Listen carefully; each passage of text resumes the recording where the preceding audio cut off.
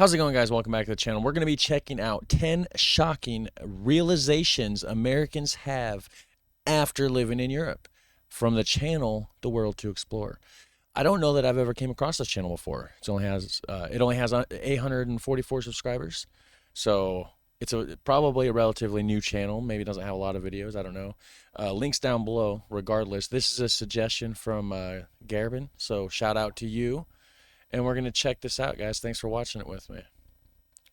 It's going to be healthcare, education, Living in stuff like Europe that. for a year changes everything. From the moment you step off the plane, your perception of life, culture, and even yourself starts to evolve. Americans who take the leap often find themselves surprised by how much their new home differs from what they're used to. Today, we're unveiling the top 10 realizations Americans have after living in Europe. We've scoured the internet, forums, and testimonials to give you an honest summary of what life really looks like for Americans in Europe after a year. No sugarcoating here. We're pulling back the Instagram filter to show you the reality of living abroad. Before we dive Pulling back the filter, guys. The real Europe culture shocks or whatever, right? into the list, make sure to hit subscribe and turn on notifications so you never miss a video. 10. Life Do isn't that. all about work. For You know what? I will subscribe. The World to Explore. I'm sure there's more videos to explore by them, right? many Americans, one of the first things they notice is how differently Europeans approach work. While the U.S. prides itself on a strong work ethic, with long hours often seen as a badge of honor, Europe takes a very different approach. In most European countries, there's a deep respect for personal time, and it's reflected in both policy and culture. For instance, in countries like Germany and France, labor laws ensure employees get significant time off. It's not just the 4 to 6 weeks of vacation many Europeans enjoy annually, it's also about the mindset. People truly disconnect during their breaks, something that feels almost impossible in the US. For many Americans, even a 1-week vacation comes with the constant urge to check emails or respond to work calls. Beyond vacation time, Europeans also value shorter work hours and more relaxed work environments. In the US, it's common for meetings to start early and drag on late into the evening, but in Europe, many workplaces respect boundaries. This difference extends to the rhythm of daily life. Lunch breaks in Europe can last an hour or more, allowing people to savor their meals and recharge. There is some places here that have an hour lunch break, but usually a half an hour is the standard. And yeah, this whole badge of honor working, it's like they brag about how many hours they work because it's just like, I don't understand. I've never understood it. It's crazy to me. I'd rather have my free time. Hold on. Yeah, I'd rather have my free time.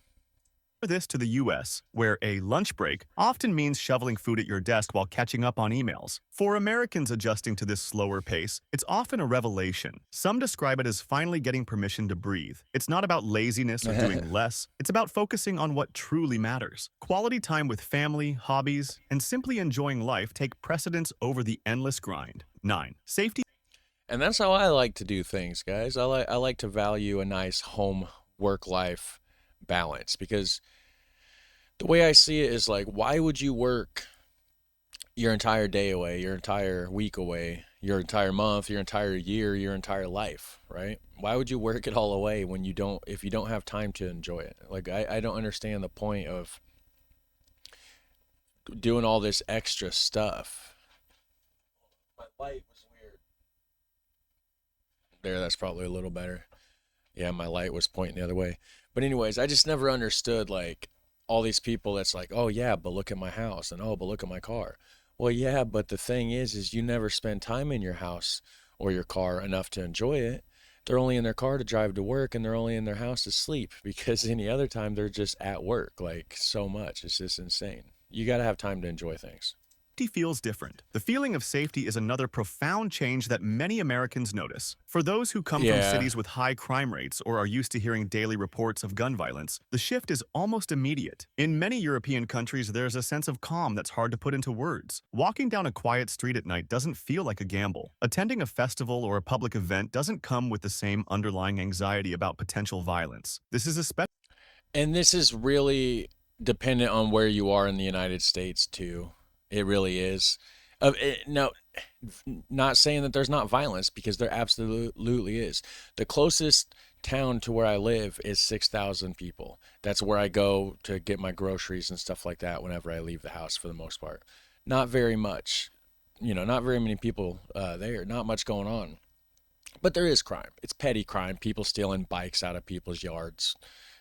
Kids leaving their bikes out there and people stealing them and just random little stuff like that. Nothing major, but violence can happen, but it's not an unsafe city or anything by any means. Like there's no reason to feel unsafe walking through, But if you go to somewhere bigger, Chicago, New York, Los Angeles, even Fort Wayne, Indiana, South Bend, Indiana, Elkhart, Gary, Indiana. I'm only like 45-minute drive from Gary, Indiana. You probably heard of Gary. If not, research it. It's not a good place.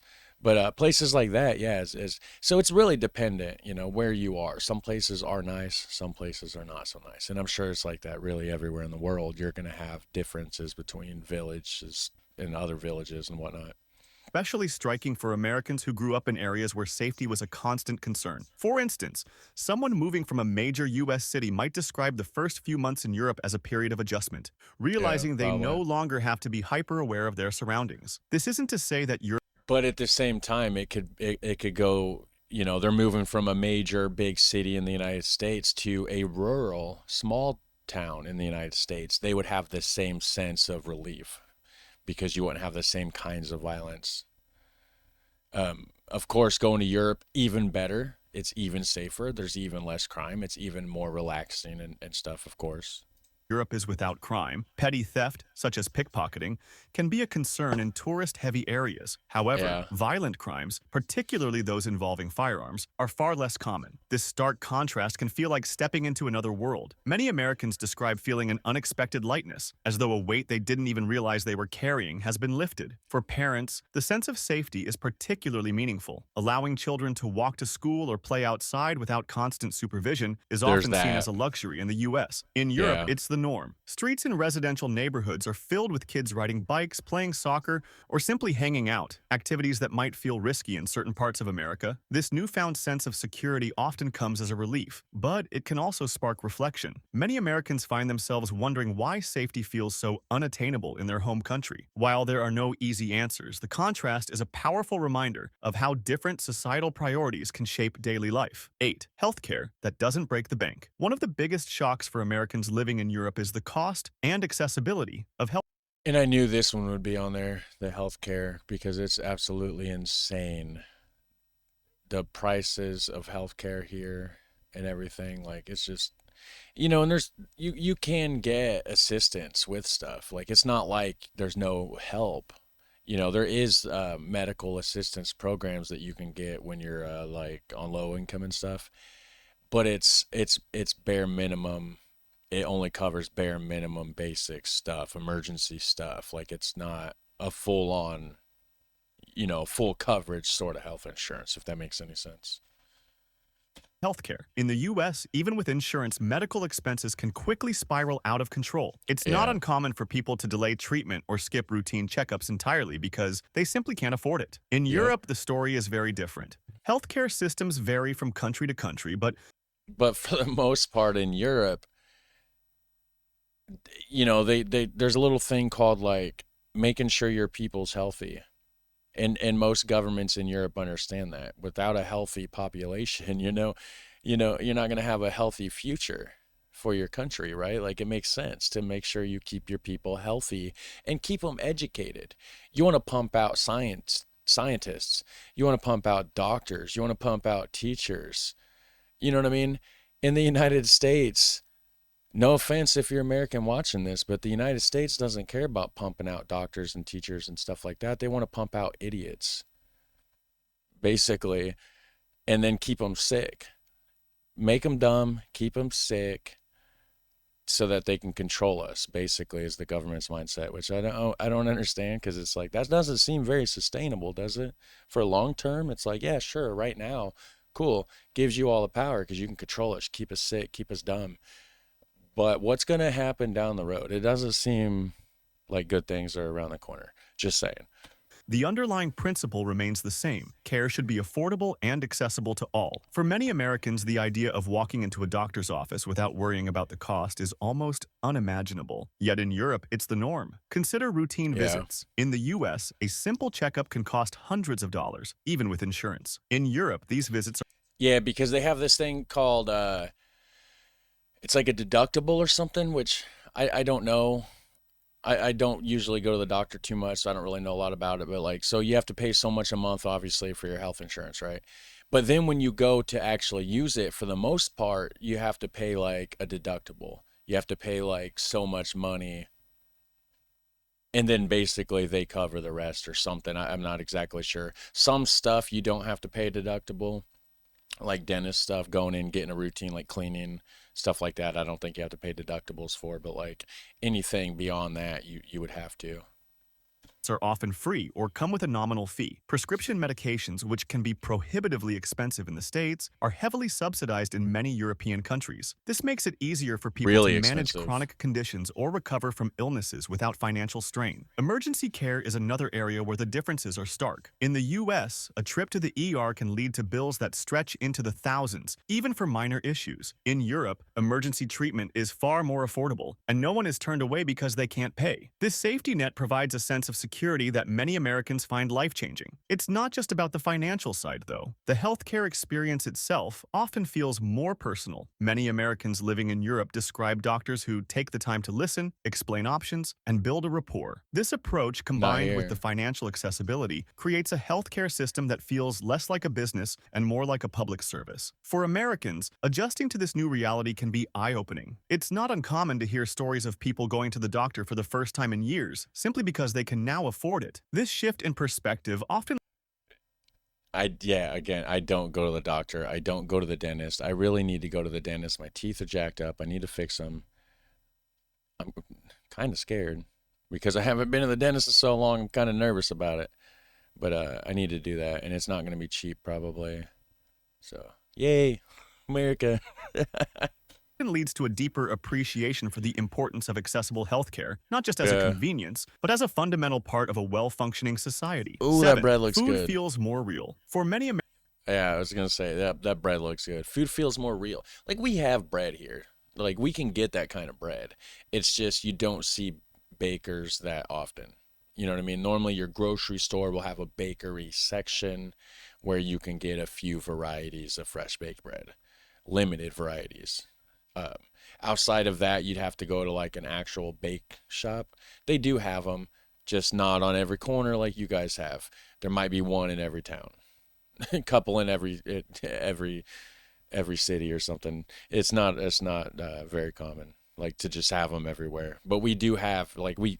It's not like we just can't go get that kind of bread. You know what I mean? Americans, food in Europe is a game changer. The first bite of a fresh baguette, the taste of ripe produce, or the flavors of artisanal cheeses often sparks a question. Why doesn't food taste like this back home? The answer lies in Europe's approach to agriculture and food production. In Europe, there's a cultural emphasis on quality and freshness. Small Yeah. farmers and local markets are a staple in many communities, providing seasonal What's produce that? and artisanal goods that haven't traveled thousands of miles to reach your plate. Even in supermarkets, the focus on minimal processing and fewer additives is evident. Many chemicals, preservatives, and genetically modified organisms, GMOs, that are commonplace in the US are banned or strictly regulated in Europe. Dining out highlights these differences even more. Whether it's a tiny trattoria in Italy or a neighborhood bistro in France, meals are often prepared from scratch using fresh ingredients. Even fast food tends to be of higher quality. The emphasis is less on speed and volume and more I've on heard flavor that. and authenticity. Americans living in Europe often marvel at how accessible healthy food is. In the US, eating well often feels like a privilege reserved for those with significant disposable income. Organic and farm-to-table options Yeah. come at a premium, while highly processed, sugary, and calorie-dense foods are cheaper and more widely available. In Europe, fresh, wholesome food is the norm rather than the exception. The result? Many Americans report feeling healthier and more energized simply because of what they're eating. Over time, Yeah, I would totally eat way healthier if I could afford it because it's not something that's easily affordable though. Like cheap food isn't healthy for you, right? And healthy food is not cheap, not here. Regular food's not cheap, let alone healthy food. You're gonna pay triple the price of something. You know what I mean? And I try to get the most bang for my buck as possible. If I have, you know, hypothetically $10 to spend and I'm trying to get this and that, I'm trying to get the most money the most that I can get for my money, right? And that doesn't always lead to the healthiest of choices, to be honest with you. Time, their palates adapt, and foods they once craved in the US may start to taste overly processed or artificial. This shift isn't just physical, it's also emotional. The act of savoring a meal, appreciating its origins, and connecting with others over food becomes a source of joy and connection. Six, It's always been like that for me. I love to cook. I love to see how people enjoy the food that I cook. I'm not happy like, and Amy's bad about this. I'll cook something and then I'll just be like, how's it taste, this and that, or whatever. Like in my head, I'm thinking that, but like she takes a bite, she don't say nothing, and then in my head, I'm like, how's it? And then she don't say anything, and then I have to be like, babe, how's it taste? Do you like it? And then she'll be like, oh yeah, it's good. And then there's no feedback, and I'm like, like, because it's like food's an art form. You want to hear some feedback, you want to hear something. Like it's a community thing. Like for me, that's what I like about Thanksgiving here. Family, food. It's just great. Eating its origins and connecting with others over food becomes a source of joy and connection. Yeah, I like Six, that. public transportation is a revelation. Oh, public transportation or lack of good public transportation here. Yeah, none of this is shocking to me. I've heard all this in different videos and stuff, but yeah, public transportation, that's a big one. If there's one thing Americans living in Europe quickly fall in love with, it's the public transportation systems. Coming from a country where driving is often a necessity, the ease of getting around by train, tram, or bus feels like a luxury. European cities are built with public transit in mind. Metro systems in places like Paris, Berlin, and Madrid are extensive, reliable, and relatively affordable. Regional and high-speed trains connect towns and cities, making it possible to travel across entire countries or even borders without setting foot in a car. For Yeah. Americans used to long road trips or expensive domestic flights, this interconnectedness is a revelation. The convenience of public transportation goes beyond practicality. It's also an environmental win. Many Europeans rely on trains and buses not just because they're easy to use, but because they reduce carbon footprints. For Americans, this often sparks reflection on the car-dependent culture of the US, where sprawling suburbs and limited transit options make owning a car almost mandatory. Another surprise for many Americans is how Yeah. well-maintained and safe public transport systems tend to be. While there are exceptions, the cleanliness, efficiency, and frequency of European trains and buses often surpass expectations. It's not just about getting from point A to point B, it's about doing so comfortably and with minimal stress. For I don't live in a big city, so I can't say much about public transportation because that's basically the only places that have public transportation outside of like you can call a cab. There's taxi services usually, but that's about it. You can't just hop on a train, hop on a bus or a metro or a whatever, unless you're in a big city. But I hear they're absolutely disgusting. Like I've been on some before. I've been on the one in Detroit. It's like the Sky Loop thing, whatever. It goes around the city in like a big loop. It's like a train that's hanging from the. I'm not sure if it's hanging there or if it's just tracks that are just elevated on poles, if you know what I mean. But anyways, usually they smell like rancid piss, and even worse stuff that I hear about. So then it's like you watch videos about Europe, people in Europe on public transportation, and like it looks all clean. They don't talk about it smelling like that. Big difference. For those who embrace this shift, the freedom from car ownership, no gas, no insurance, no parking headaches, is transformative. Walking more, cycling, or hopping on a train fosters a slower, more engaged way of life that many Americans come to cherish. 5. Multilingualism is the norm. One of the Oh most yeah. humbling experiences for Americans in Europe is encountering people who speak multiple languages effortlessly. In many parts of Europe, it's not unusual to meet someone fluent in 3 or 4 languages. For Americans who often grow up with limited exposure to foreign languages, this can be both inspiring and intimidating. Language education starts early in Europe and is a key part of the school curriculum. Many children grow up learning their native language alongside English, French, German, or Spanish, depending on the region. By the time they reach adulthood, they're often conversational in at least 2 languages, if not more. For Americans living in crazy. Europe, this multilingualism highlights gaps in the U.S. education system. While some states emphasize language learning, it's rarely as comprehensive or immersive as in Europe. The result is a stark stark contrast. While many Europeans can switch seamlessly between languages, most Americans struggle to get beyond basic phrases. But it's not just about speaking multiple languages, it's about the cultural Yeah. understanding that comes with it. Multilingual Europeans often have a broader perspective on history, politics, and global events, shaped by their ability to consume media and engage with people from different countries. For Americans, this can be both eye-opening and a call to action. Many start learning the local language as a way to integrate and show respect for their host country. Over time, they may even develop a deeper appreciation for the beauty and complexity of language itself. 4. Education feels more accessible. Education in Europe Yeah, I knew the education would be there. The language one, I've been slacking. I want to learn how to speak Dutch. I know some words, not enough to speak with anybody, but I need to get back on Duolingo. And I'm thinking about maybe learning another language too. I'm not sure though, but it's hard for me though. It really is. But also, I've been slacking, so if I put my mind to it, I could probably do it, I know. Europe is another area that leaves many Americans in awe. For one, higher education in many European countries is either free or comes with minimal tuition fees. In places like Germany, Norway, and Sweden, international students can even access affordable education options, provided they meet certain criteria. This accessibility is in stark contrast to the US, where Because in Europe, they want to keep their people smart. They want to keep them educated. They want, like, their country to be like full of smart people because that makes sense. But not in America. Hard to control smart people. You know the way they be running the government here in the United States. Too many smart people might realize there's some shady stuff going on. You know what I mean? So they want to keep us dumb so they can keep us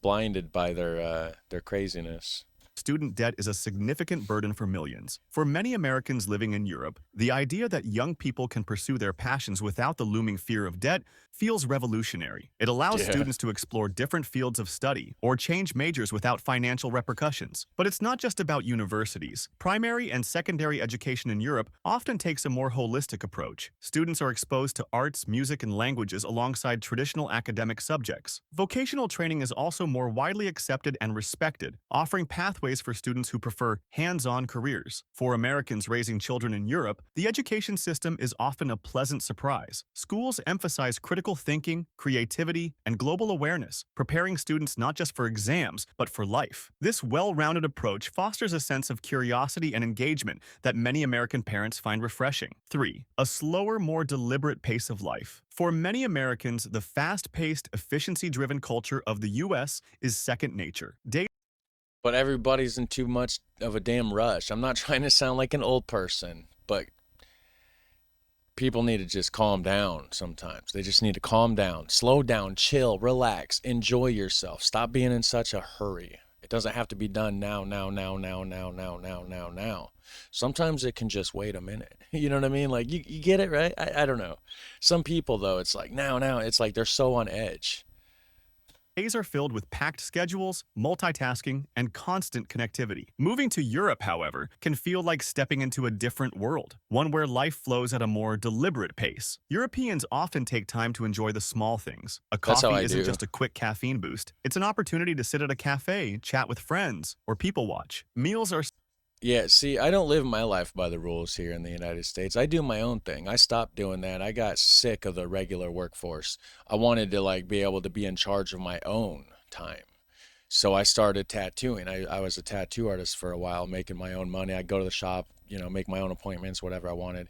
And then when I got tired of that, I was doing drywall, so I was able to go in there when I wanted and work until when I wanted to leave and then whatever, because I was an independent, like I was subcontracting basically under another company and I was in charge of my own thing. And then COVID hit and then I couldn't do shit. Everything was shut down. And then I decided, you know what? I'm going to start doing YouTube. And then that's what I do now. And I take everything slow and it's great. And I owe it all to you guys. You guys are amazing, actually. savored rather than rushed, with family dinners lasting hours and lunch breaks often spent at home or with coworkers at a nearby restaurant. This shift in priorities can feel disorienting at first for Americans, but over time, it becomes a welcome change. In many European countries, Sundays are still treated as a day of rest. Shops close, streets quiet down, and families come together for long meals or outings. It's a stark contrast to the US, where weekends are often packed with errands, sports practices, and social commitments. For Yeah. Americans adjusting to this slower pace, the experience is both calming and transformative. It's not about doing less, it's about being more present. 2. A new perspective on community and connection. Love it. Americans living in Europe often find that community plays a much larger role in daily life. From bustling local markets to lively town squares, there's a sense of togetherness. Because you're actually out in the community. Here in the United States, you're not in the community. You drive through the community on the way to the store, and then you drive through the community on the way back to your house. There's no walking, there's nothing walkable, there's nothing, you know what I mean? So you're in your vehicle until you get to the destination. So there's no community-ness of nothing, really. That can feel different from the more individualistic culture of the US. In small towns and big cities alike, Europeans prioritize relationships and social bonds. Neighbors often know each other by name, and it's common to see people gathering at local pubs, cafes, or parks to catch up and share stories. Even in urban environments, there's a sense of connection, whether it's the local baker greeting regular customers or a friendly chat with a fellow commuter on the tram. This focus I mean, that's here too. You got people that know each other, and people are friendly, and like I say hi to my neighbor and everything, and you got that. Like you got like in the towns here, you got the little neighborhood bar, and you have your regulars as they call it, that are just in there all the time and hanging out and stuff, and it's like that. Focus on community extends to how public spaces are designed. In many European cities, parks, squares, and pedestrian zones are intentionally created to encourage interaction and relaxation. Americans often find themselves spending more time outdoors, whether it's joining a community event, picnicking in the park, or simply strolling through historic streets. For those coming from the US, where suburban sprawl and car culture can limit face-to-face interactions, this It emphasis does. on community feels refreshing. It fosters a sense of belonging that many find deeply fulfilling. Over time, this focus on connection can even reshape how Americans approach relationships, encouraging them to slow down and invest more time in the people around them. 1. Gratitude for the U.S. and a bit of culture shock. After a year in Europe, many Americans develop a newfound appreciation for their home country. While there's plenty to admire about European life, living abroad also highlights the unique aspects of American culture that expats might miss. For example, the I mean, every entrepreneurial spirit in the U.S. I guess every country, everybody, they're gonna get homesick. No country's perfect. There's gonna be a lot of stuff in whatever European country that they're gonna be fanatic about. They're gonna be like, wow, this is the most amazing thing in the world. But there's gonna be stuff that you don't have that we do have in America that a person from America would certainly miss. Let's see what they're saying. is hard to replicate. Many Americans appreciate how their home country entrepreneurial spirit in the U.S. is hard to replicate. Many Americans appreciate how their home country encourages innovation and rewards ambition. In Europe, where societal systems prioritize stability and tradition, the concept of dreaming big can sometimes feel less emphasized. At the same time, Americans often experience moments of culture shock when returning home. The sheer size of portions at restaurants, the prevalence of big box stores, and the non-stop consumer advertising can feel overwhelming after a year in Europe. Even something as simple as tipping culture can take time to Yeah, readjust to, as many I hate it. Europeans include service charges in their bills. Ultimately, living in Europe doesn't just change how Americans see the world, it changes how they see themselves. The experience fosters personal growth, adaptability, and a broader perspective on what truly matters in life. So, there you have it, the top 10 ways Americans feel after living in Europe for a year. It's a journey filled with challenges, surprises, and profound realizations. Living abroad isn't just about exploring a new place, it's about rediscovering yourself and reevaluating your values. What about you? Have you lived abroad or considered making the move? Drop your thoughts in the comments. And don't forget to Yeah, I was trying to think, like, is there anything that they missed that I've heard in, other videos? There's 10 of them here. They covered the food, they covered the education, work-life balance, multilingualism, right? Slower, casual lifestyle, right? Slower pace of life, community.